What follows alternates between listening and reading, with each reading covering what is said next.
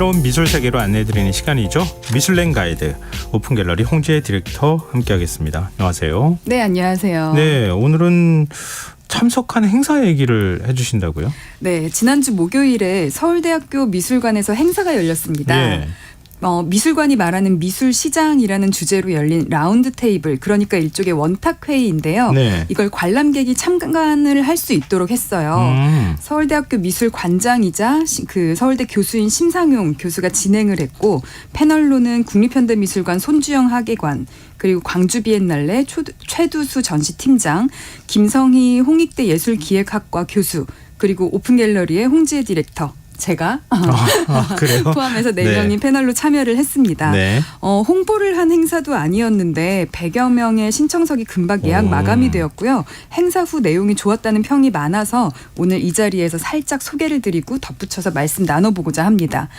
우선 재미있는 지점은 이 회의의 주제인데요. 네. 제가 지난 시간에도 여러 번 강조했듯이 미술관과 갤러리는 전시를 똑같이 하더라도 갤러리는 팔기 위해 전시를 하지만 미술관은 연구 결과를 보여주기 위해 전시를 한다고 했었잖아요. 네. 그런데 미술관이 말하는 미술시장이라니, 미술관이 왜 미술시장 얘기를 할까요? 글쎄요. 그러네요. 네. 그건 연구 대상으로 바라보는 거예요? 아니면 팔기 위한 거예요? 우선은 미술관은 판매를 하지는 않으니 그러게요. 판매를 하기 위한 얘기는 아니고요. 일종의 미술관 내에서 각종 미술계 사람들이 모여서 일종의 담론을 형성해서 논의를 한다라는 취지인데요. 네. 과거에는요, 연구기관인 미술관과 상업기관인 화랑이나 옥션을 완전 분리된 곳으로 생각을 했습니다. 네. 오죽하면 이런 말도 있어요. 관형 작가, 갤형 작가. 이게 무슨 뜻이에요? 관이냐 갤이냐. 그러니까 미술관에서 활동하는 작가와 갤러리에서 활동하는 작가는 연구 쪽이냐 아니면은 작품을 판매하기 위한 성격의 작품이냐 하면서 분리를 했을 정도였거든요. 그러니까 미술관에서 또 거꾸로 얘기하면 선호하는 작가가 있을 거고 네, 갤러리에서 맞아요. 선호하는 작가가 있었을 테니까요. 맞습니다. 네. 그래서 미술관에서도요, 작품의 순수성을 연구해야지 작품의 가격이 어쩌고를 이야기하는 것 자체를 예전에는 좀 터부시를 했었어요. 격 떨어지게 이렇게 생각했죠. 네, 맞습니다. 그런데 실제 미술계는 그렇게 연구와 시장이 완벽하게 분리되어 돌아가지는 않는다는 겁니다. 미술관이 연구를 하면요, 갤러리는 판매를 할 때 그 담론을 갖다 쓰고요. 네. 지난 시간 우리가 성능경 작가 이야기도 했지만 80살이 되도록 갤러리 전시를 한 번밖에 못했다가도 국립현대미술관이나 구겐하임 미술관 같은 큰 기관이 움직이면 리만 머핀이나 갤러리 현대 등 그 메이저 갤러리들의 러브콜을 받기도 한다는 거죠. 네. 반대로 시장에서 대중들에게 스타 작가가 되면요, 그 작가의 작품 세계를 더 연구하려고 하기도 합니다. 그 연구에 관심을 갖는 소비자가 많기 때문에 꼭 작품을 사지 않더라도 감상을 하는 수요자들이 많잖아요. 그렇죠. 그러니까 연구할 가치도 있는데 연구만 하기만 하면 그 전시는 주목받는 전시가 돼요. 그러면 사실 미술관에서 전시를 안 할 이유가 없죠. 예. 국립현대미술관이 그 중요한 단색화 담론을 펼친 게 2012년인데요. 단색화 시장이 폭발적으로 성장하고 나서 2019년에 박서부 작가의 개인전, 그러니까 회고전을 다루거나 아니면 호암미술관이 개관전으로 우리나라 경매가 탑10에서 8점이나 랭크된 그 김한기 개인전을 다룬다는 것은 물론 작가가 위대하고 연구할 가치가 있죠. 근데 위대하고 연구할 가치가 있는 수많은 작가 중에 이런 작가를 꼽았다는 거는 시장의 반응을 전혀 고려하지 않았다고 보기는 어려울 겁니다. 아무리 미술관이라 하더라도 대중의 반응 그리고 시장의 움직임 이런 거하고 같이 이렇게 교감을 나눌 수는 있어야 될 거 아니에요. 네, 그렇습니다. 네, 그동안에 너무 벽을 쌓고 있었던 거 아닌가 싶어요. 네, 순수성을 너무 강조한 거죠. 사실 그 예술씬에서의 비극은 예술에 대한 지나친 순수성을 강조할 때 나오는 것 같거든요.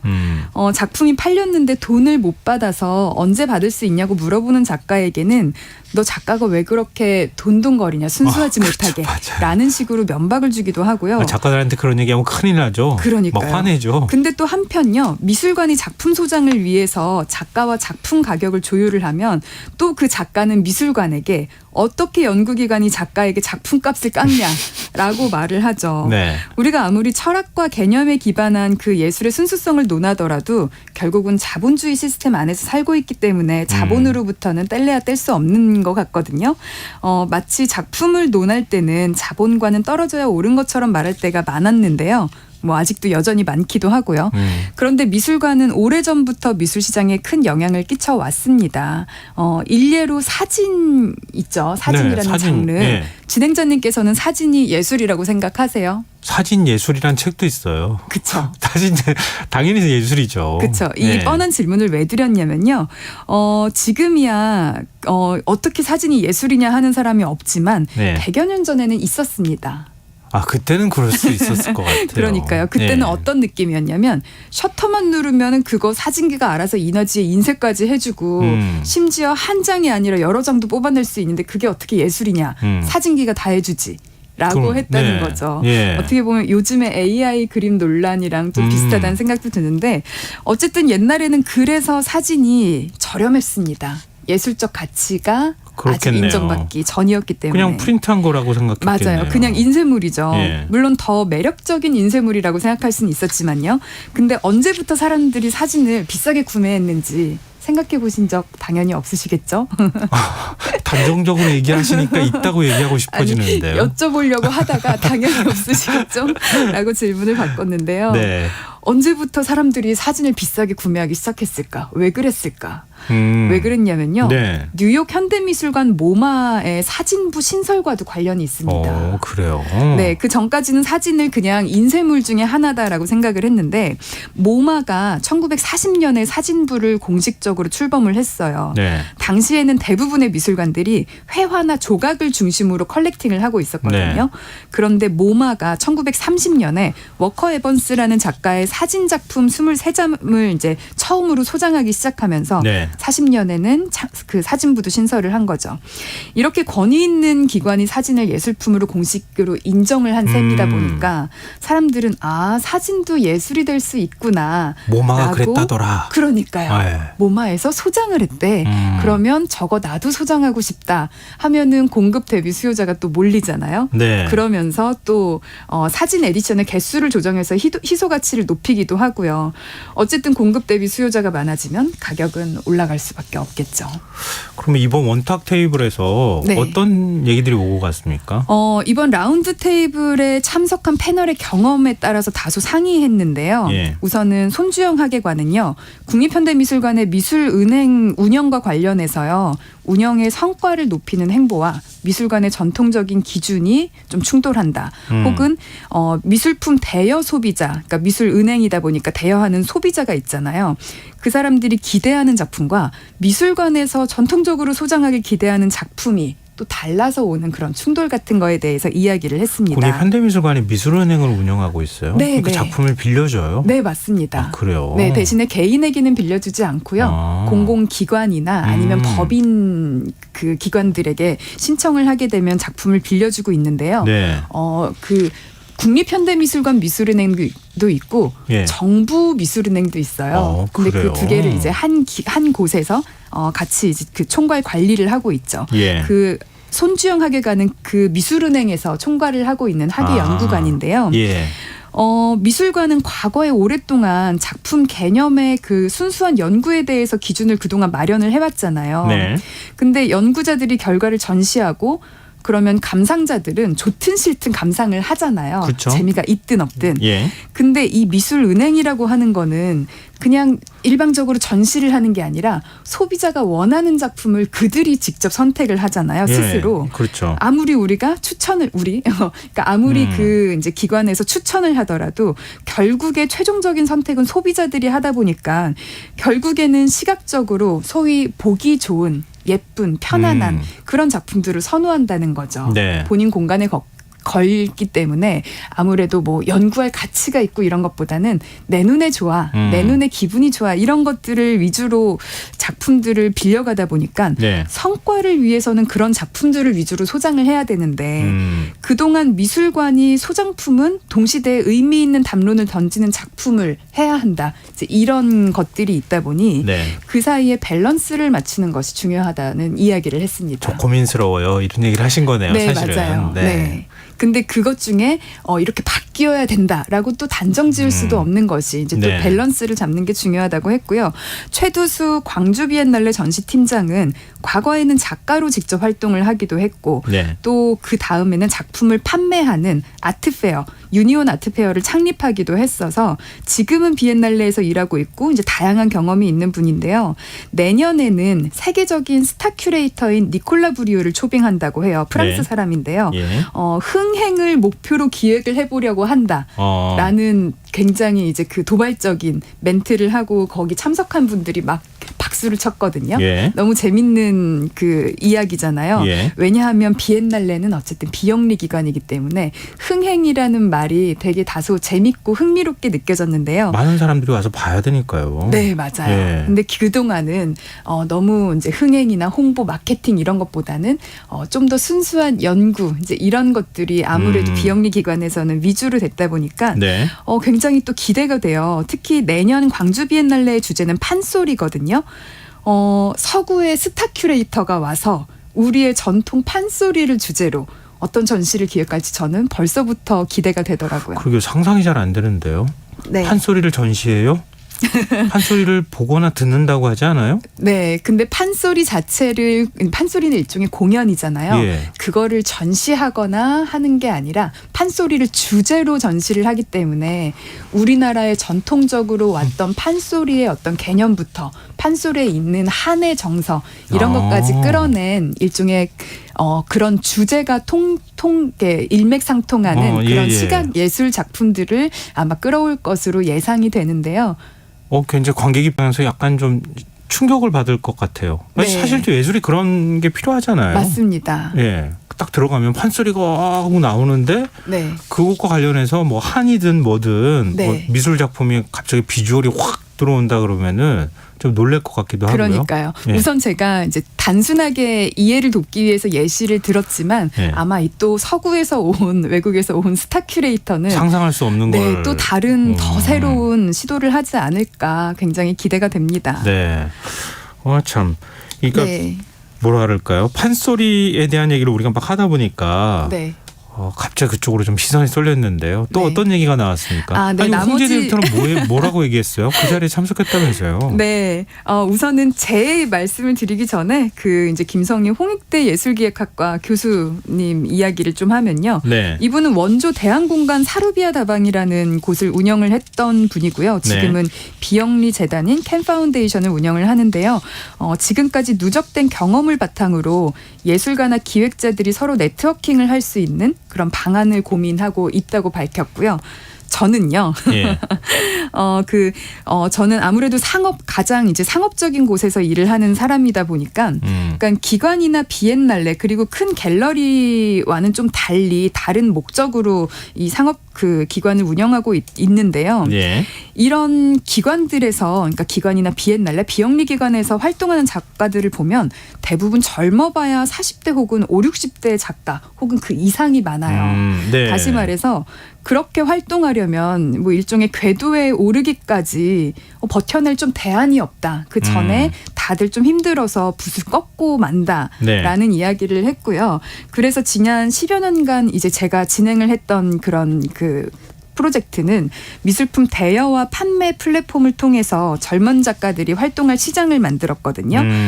사실 스타트업에서 일을 하다 보면 얼마를 투자받았고 매출이 얼마 올랐고 이제 그런 식의 미술 스타트업의 성장 이야기를 많이 하는데 사실 그 성장 숫자 이면에는 궤도에 오르기 전까지 작가들이 활동할 수 있는 경제적 용기와 심리적 용기를 함께 준다는 의미가 크다라고 저는 이야기를 했고요. 왜냐하면 작품 렌탈을 통해서 받아가는 수익이 작가들마다 상이해요. 많이 받으시는 분들은 뭐 그래도 좀 안정적인 경제적 이득을 고정적인 수익으로 받아가지만 네. 사실은 그 수익이 크지 않은 작가들도 있거든요. 네. 근데 그렇다고 하더라도 내 작품을 바라봐주는 사람이 있구나라는 사실만으로도 심리적 용기를 얻고 붓을 꺾지 않을 수 있는 힘을 가질 수 있다는 거죠. 그래서 너무 이제 미술관에서 말하는 그 미술 시장이라고 하는 게 이번에 뭐 누가 얼마 팔렸고 뭐가 작품값이 올랐고 네. 이런 거를 떠나서 이제 이런 식의 이야기도 좀 해볼 수 있는 거죠. 그러네요. 참석자들도 다양하고 네. 나온 주제나 화두도 굉장히 다양해요. 네, 그렇습니다. 근데 이게 다양한 이야기가 또 달리 말하면 다른 필드에서 각자의 목소리를 냈지만 결국에는 같은 주제로 이야기를 했다고도 볼 수 있거든요. 네. 결국에는 미술관과 시장이라는 이분법적인 구도는 대중성과 예술성의 논의로 좀 귀결된다고 볼 수도 있을 것 같아요. 네. 그런데 하버드대 경제학 박사인 타일러 코웬은 그의 저서 상업문화 예찬이라는 책에서 예술이 무력을 초연해야 한다는 생각을 비판을 했거든요. 그러면서 경제적 안정이 문화예술 번영의 토대라고 주장을 했어요. 이를테면 베토벤은 곡을 쓰려면 수입이 있어야 한다고 말을 했고 예. 모차르트의 수입은 당시 병원의 수석 외과 의사보다 3배 이상 많았다고 하거든요. 여전히 많은 사람들이 예술은 자본과 분리되어야 된다고 생각을 하는데 자본주의 사회에서는 자본은 모든 형태의 노동에 대한 대가고 그것이 작가든 문화기획자든 심지어 비영리를 추구하는 기관이든 동일하게 적용된다는 것을 인지하는 것이 좀 중요할 것 같습니다. 예술은 원래 배가 고파야 돼. 이런 건 진짜 옛날 얘기예요. 그렇죠. 옛날 얘기죠. 그렇게 따지면은 뭐 배고픈 나라에서만 예술가가 활동해야 된다는 얘기랑 마찬가지잖아요. 하여튼 이런 인식의 변환이 서로 간에 좀 다른 생각을 갖고 있는 사람들이 만나서 자꾸 이렇게 서로 좀 교차점을 만들어가는 거 네. 굉장히 중요한 것 같아요. 그게 좀 확산하면은 뭔가 네. 시장 자체가 움직일 수 있는 거잖아요. 네, 맞습니다. 그리고 정책적인 보완도 좀 필요하지 않을까요? 안 그래도 그 라운드 테이블 내에서 잠시 언급이 됐지만 행사 네. 중에는 논의를 하지는 못했던 내용이 있는데요. 바로 추급권에 대한 논의입니다. 추급권. 추급권요? 굉장히 생소하시죠? 예. 추급권이 뭐냐면요. 작품이 재판매될 때 작가에게도 일부 수익을 나눠주는 제도입니다. 재판매가 될 때 작가한테 수익을 나눠줘요? 작가가 한 번 그러니까요. 작품을 파면 끝나는 거 아니에요? 그러니까요. 네. 우리가 그동안 김한기 작품이 130억을 갱신했네. 박수근 작품이 35억의 부동의 1위였네 하는 얘기를 했지만 네. 정작 작가는 가난하게 살았고요.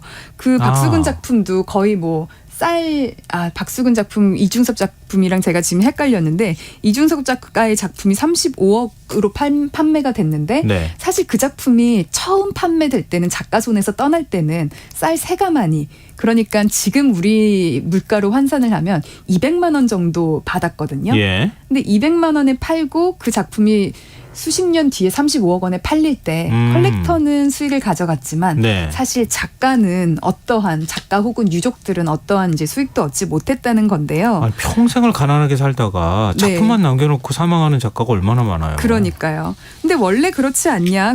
그래도 젊을 때 리스크 있을 때 유명하기 전에 사줬으니까 고마운 일 아니냐라고 할 수도 있는데요. 사실 이렇게 생각을 할 수도 있을 것 같아요. 미술품의 가치 상승에는 판매 이후에 작가가 축적한 명성에 기인하는 경우가 대부분이거든요.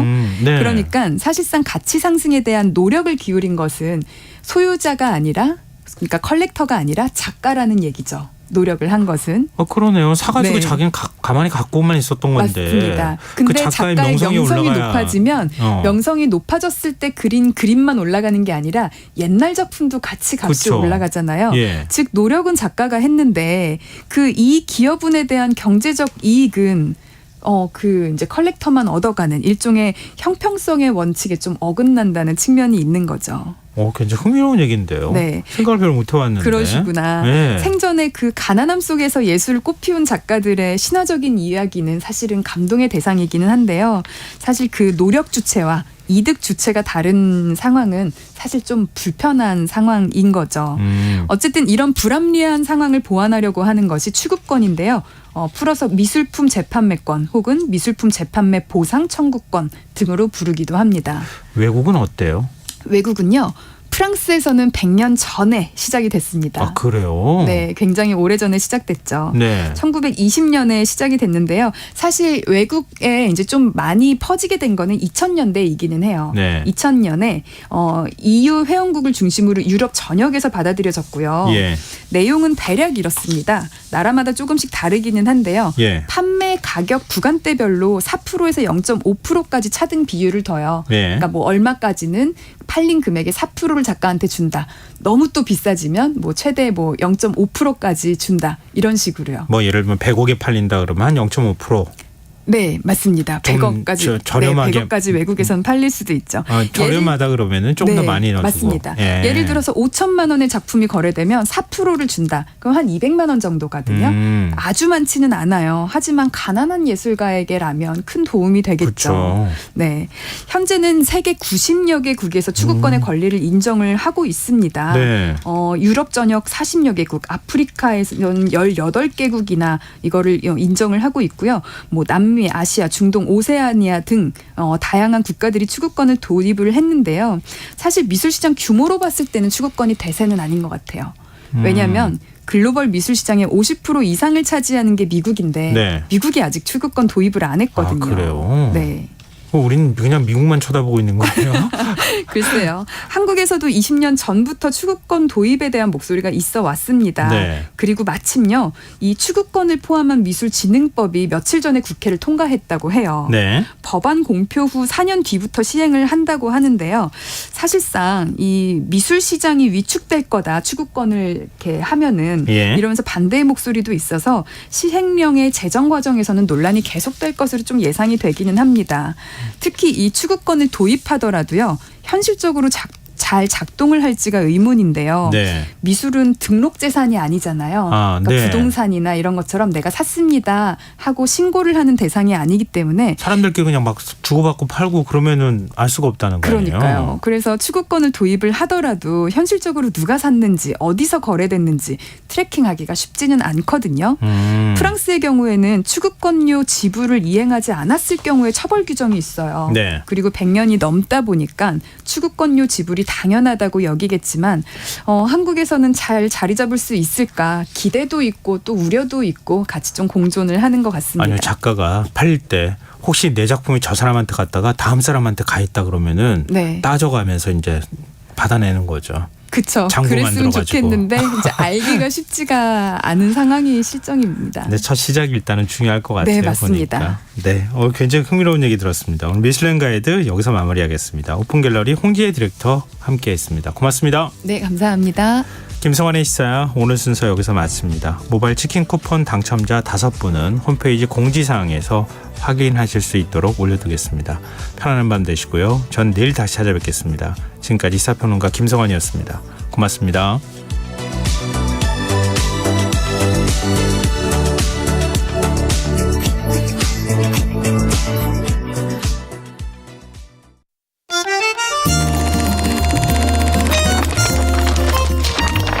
강유정의 영화관, 정여울의 도서관.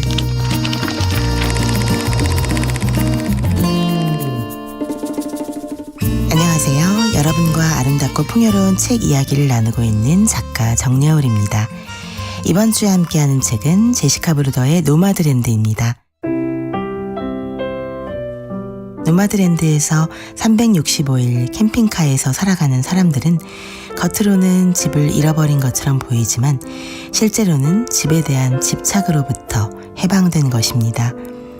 이들은 처음에는 안쓰러워 보이지만 책을 다 읽고 나면 오히려 너무도 대단하고 멋진 사람들처럼 보입니다. 그들은 자신이 소유했던 집에 의존하여 살아가는 삶보다는 집을 잃고 떠나서 오히려 진정한 영혼의 거처를 찾은 것처럼 보입니다.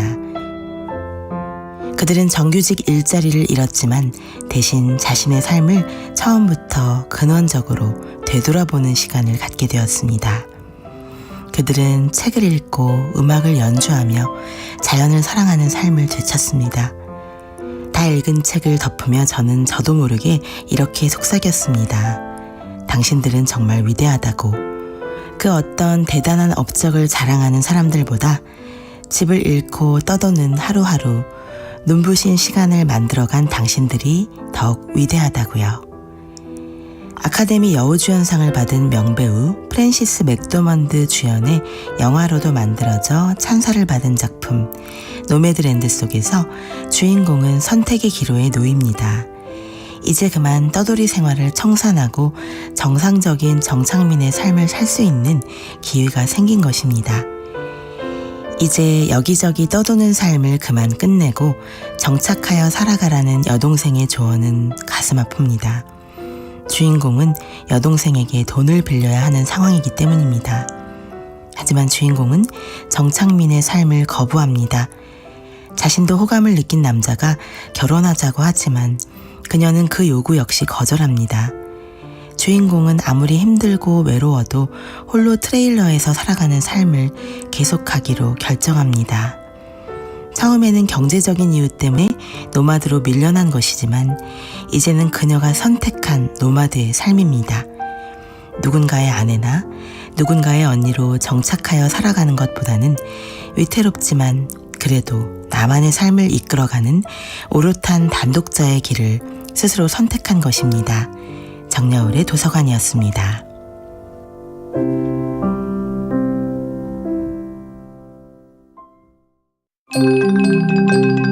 KBS 기상통보. 안녕하십니까. 기상청 7월 5일 밤 11시 발표 기상통보입니다. 내일은 전국이 대체로 맑겠고 남부지방과 제주도는 오후부터 구름 많아지겠습니다. 강풍주의보가 내려진 경북 북동산지와 경북 동해안에 바람이 순간초속 20m 이상으로 강하게 불겠고 아침까지 서해안과 남해안, 내륙을 중심으로 안개가 끼겠습니다. 내일 아침 최저기온 서울이 오늘보다 0.9도 높